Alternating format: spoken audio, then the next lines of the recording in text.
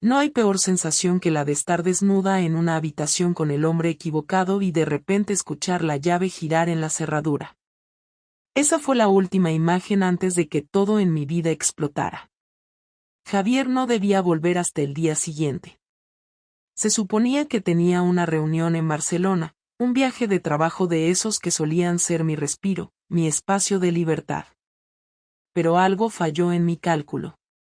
Y ahora, atrapada entre las sábanas de un hotel barato en el centro de Madrid, con Álvaro mirándome como un ciervo atrapado en los faros de un coche, sentí por primera vez el verdadero peso de lo que había hecho.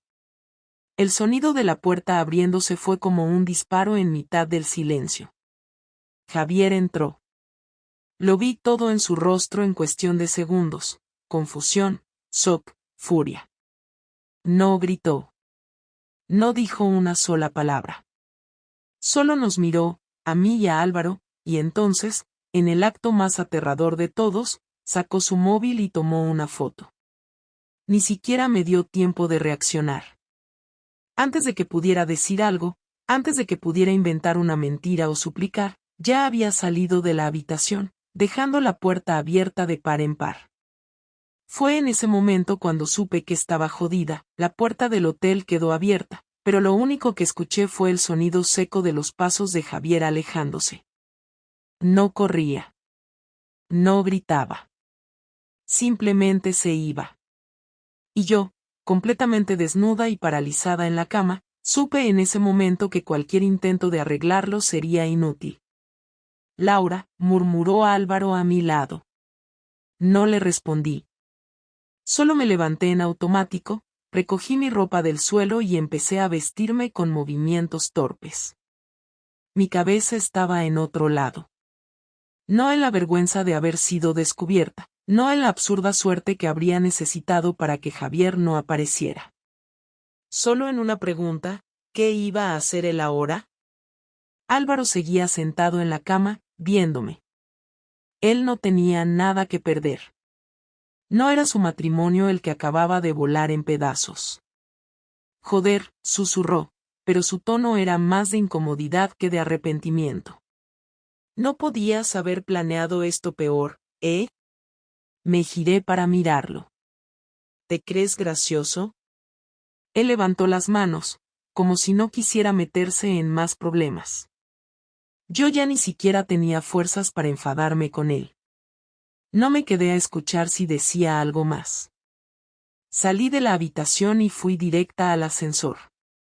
Presioné el botón y esperé, con la ropa todavía mal puesta, el pulso acelerado y la sensación de que estaba cayendo en un abismo sin fondo. Javier no estaba en el pasillo. ¿Habría bajado por las escaleras? ¿Se había ido directamente a casa? El ascensor se abrió y entré sin pensarlo.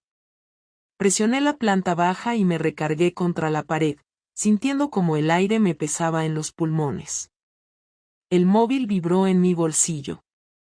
Lo saqué con dedos temblorosos. Un mensaje de Javier. Disfruta la noche. Nos vemos en casa. Nada más. Ni una pregunta. Ni un insulto. Ni un reclamo. Solo esa frase. Cerré los ojos.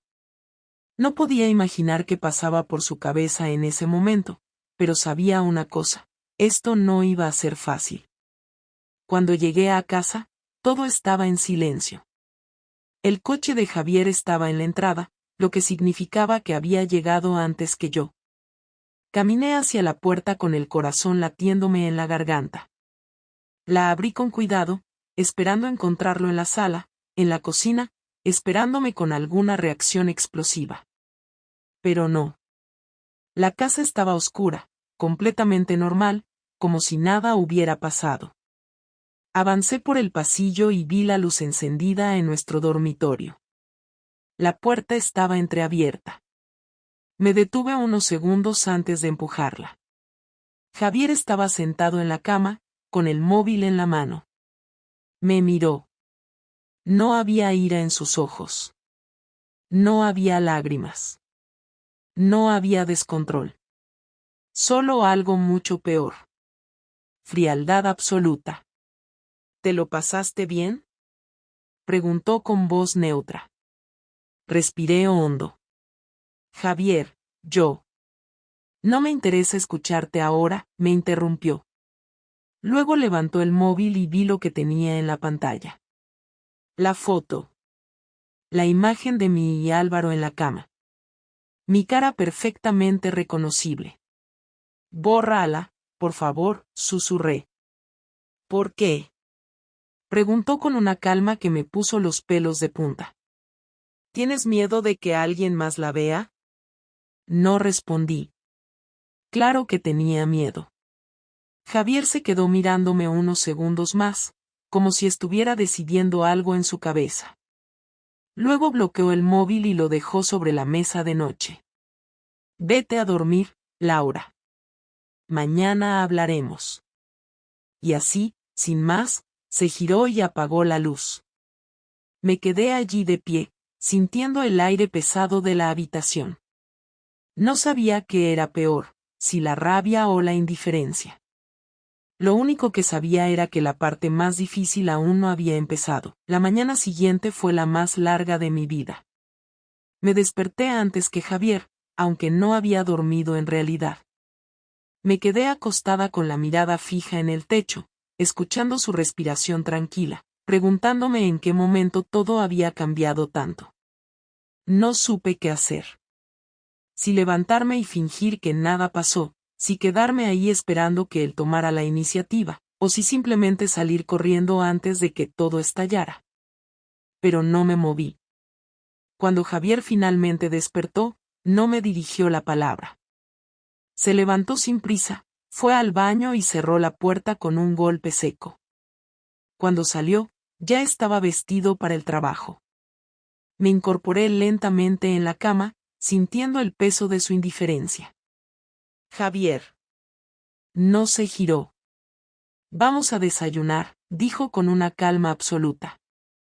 Me quedé en silencio unos segundos.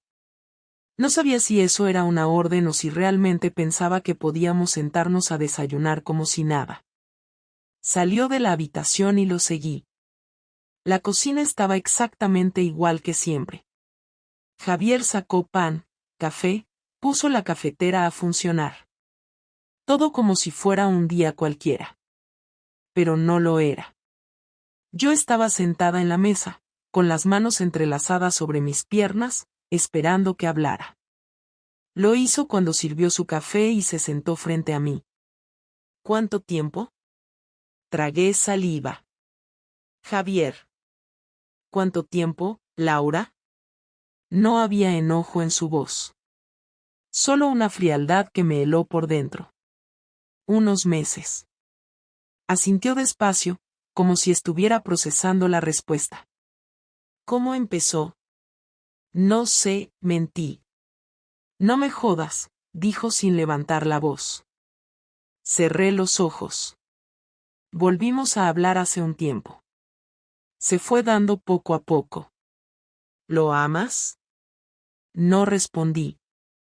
Porque ni siquiera yo sabía la respuesta. Javier se reclinó en la silla y me observó como si fuera una extraña. Lo que más me jode, dijo después de unos segundos, es que ni siquiera pareces entender lo que hiciste. No tenía cómo responder a eso. Si querías follarte a otro, podrías haber sido más inteligente, continuó. Podrías haber usado un poco la cabeza. ¿Un hotel en el centro?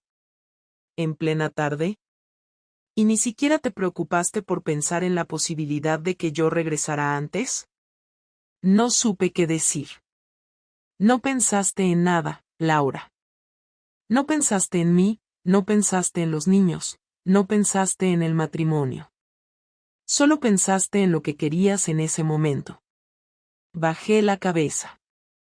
Y ahora te tengo aquí, sentada frente a mí, sin una puta idea de qué decir, porque ni siquiera habías contemplado que esto podía pasar. Javier no estaba gritando. No estaba golpeando la mesa. Eso lo hacía peor. ¿Qué esperabas?, preguntó. ¿Que nunca me enterara? No. ¿Entonces qué? No lo sabía. De verdad no lo sabía. Él me sostuvo la mirada un rato más, luego tomó su café, bebió un sorbo y dejó la taza en la mesa. Muy bien. Voy a decirte cómo vamos a hacer esto. El tono de su voz cambió.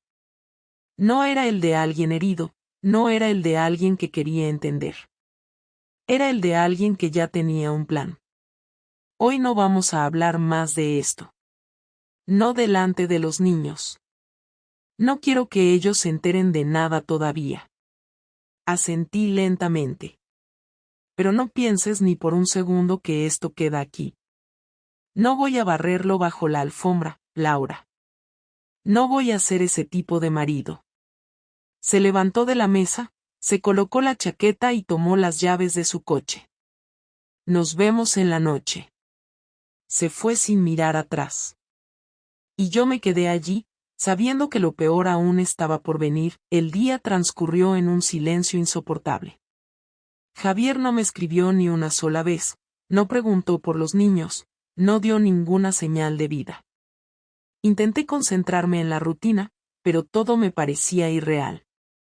Mi estómago estaba hecho un nudo, como si estuviera esperando una sentencia que ya sabía que iba a llegar. Cuando escuché su coche estacionar en la entrada de la casa, supe que el momento había llegado. Los niños ya estaban dormidos. Me aseguré de que así fuera. No quería que escucharan nada. Javier entró sin prisa, dejó las llaves en la mesa y fue directo a la cocina. Abrí la boca para decir algo, pero él habló primero. Ve al dormitorio. Su tono no admitía discusión. Fui.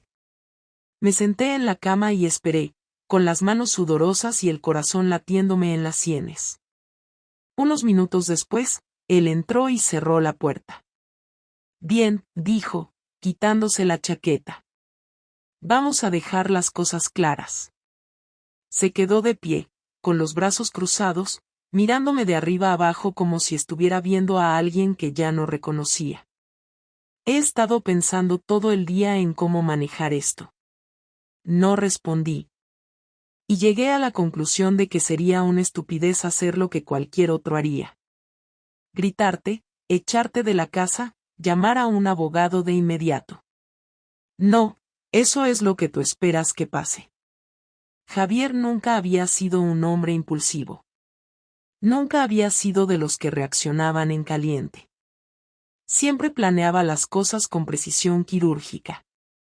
Así que, en vez de hacer eso, voy a tomarme mi tiempo, continuó. Porque si crees que esta mierda se va a resolver con una conversación y un par de lágrimas, estás equivocada.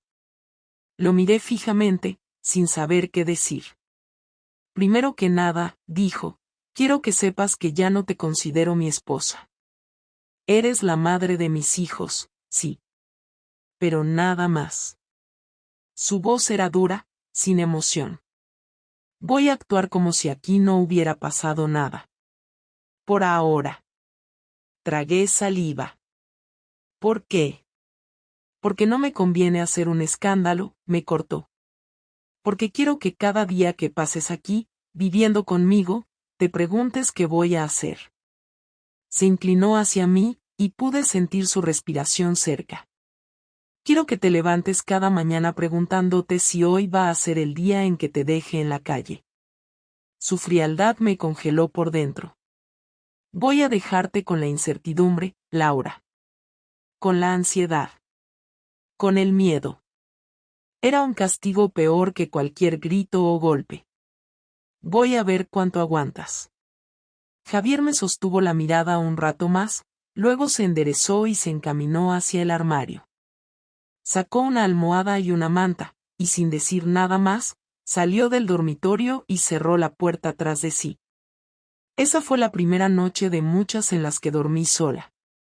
Y entendí que esto no iba a ser una simple separación. Iba a ser una guerra. Las semanas siguientes fueron un infierno disfrazado de normalidad. Javier seguía actuando como si todo estuviera bien, al menos de cara a los niños y a la rutina diaria. Se levantaba temprano, desayunaba conmigo en la mesa, hablaba con los niños, salía a trabajar y volvía a la misma hora de siempre. Desde afuera, cualquiera pensaría que éramos la misma familia de siempre. Pero por dentro, las cosas eran distintas. No me tocaba. No me miraba. No me hablaba más de lo necesario. En casa, nuestras interacciones eran puramente prácticas. Y lo peor de todo, no sabía qué estaba planeando. Porque sabía que estaba planeando algo. A veces lo encontraba en su despacho, con el portátil abierto y documentos sobre la mesa. Cuando me acercaba, cerraba la pantalla o recogía los papeles sin darme explicaciones. No hacía falta ser una genia para saber que estaba organizando su salida. Pero él no se iba. Seguía aquí. Esperando. Y eso me volvía loca. Un día no pude más. Era sábado por la noche. Los niños estaban en casa de mis suegros, y yo estaba sentada en la sala, fingiendo ver la televisión mientras Javier estaba en la cocina sirviéndose un whisky. No aguanté más la incertidumbre. Me levanté y fui hacia él. Tenemos que hablar. Javier no respondió de inmediato. Terminó de servir su trago, tomó un sorbo y luego me miró. ¿Sobre qué? Sobre lo que va a pasar. Dejó el vaso en la encimera y cruzó los brazos. ¿Qué crees que va a pasar, Laura? Tragué saliva. No lo sé. Porque no dices nada. No haces nada. Solo, esperas. Javier inclinó la cabeza levemente, como si estuviera evaluando mis palabras. ¿Eso te molesta? Sí, admití sin rodeos. Prefiero que me lo digas de una vez. Lo que sea. Hubo un largo silencio. Muy bien, dijo al final. Hablemos. Se llevó el vaso de whisky y caminó hasta la sala. Se sentó en el sofá y me hizo un gesto para que hiciera lo mismo. Me senté frente a él. Por primera vez en semanas, Javier me miró directamente a los ojos. No te he pedido el divorcio todavía porque quiero ver hasta dónde llegas. Su voz era tranquila. Quiero ver cuánto tiempo puedes seguir viviendo aquí sabiendo que no eres más que una inquilina. Me removí en el sofá. No quiero seguir así. Javier sonrió de lado. No es cuestión de lo que quieras. Cerré los ojos un momento y respiré hondo.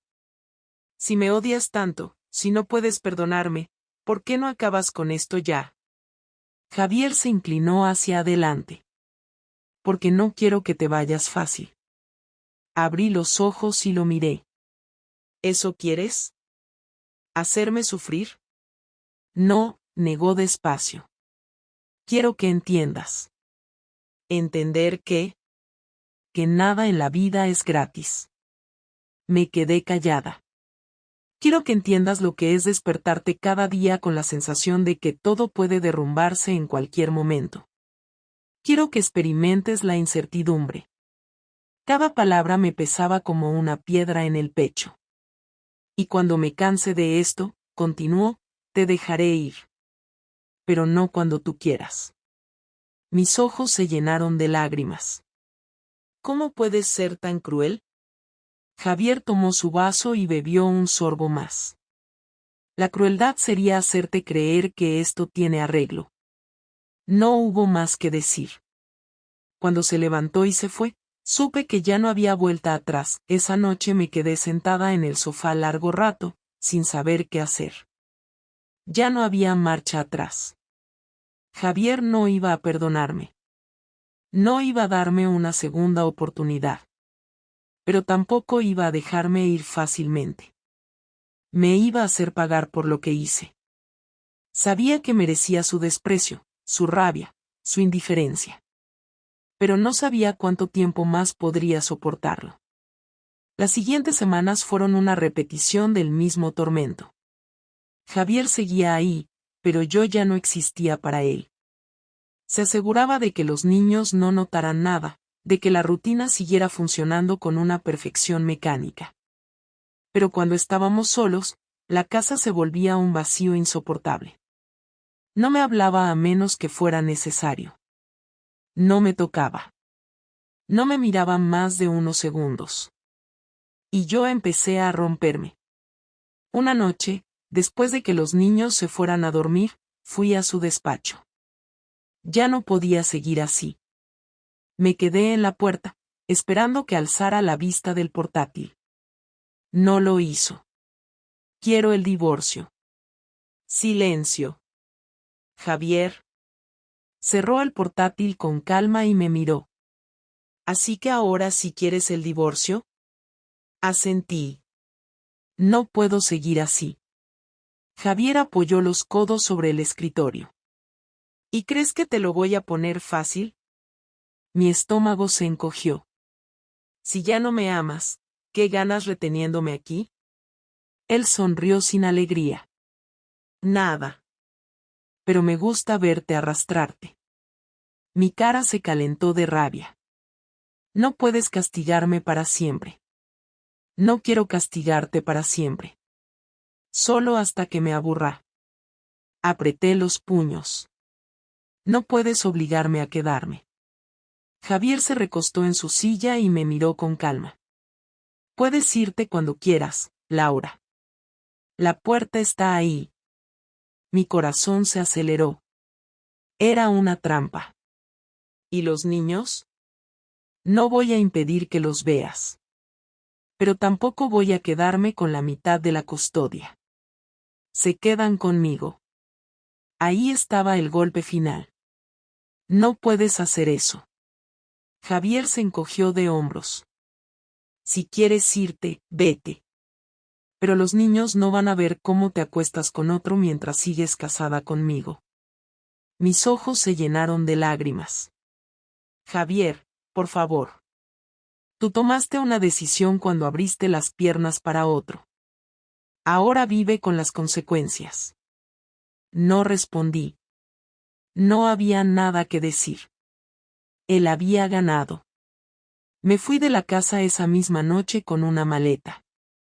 No tenía a dónde ir, pero sabía que no podía quedarme. Los niños lloraron cuando les dije que necesitaba un tiempo, pero no les di explicaciones. No podía.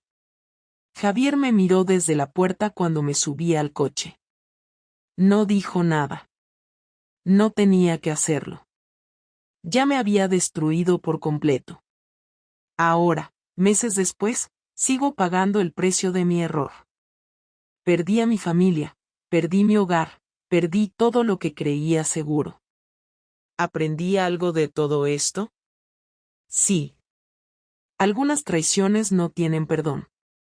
Y algunas personas no te destruyen con gritos o golpes. Te destruyen con paciencia. Con frialdad. Con una venganza tan calculada que ni siquiera te das cuenta de que ya estás muerta hasta que es demasiado tarde. Y yo fui la víctima perfecta.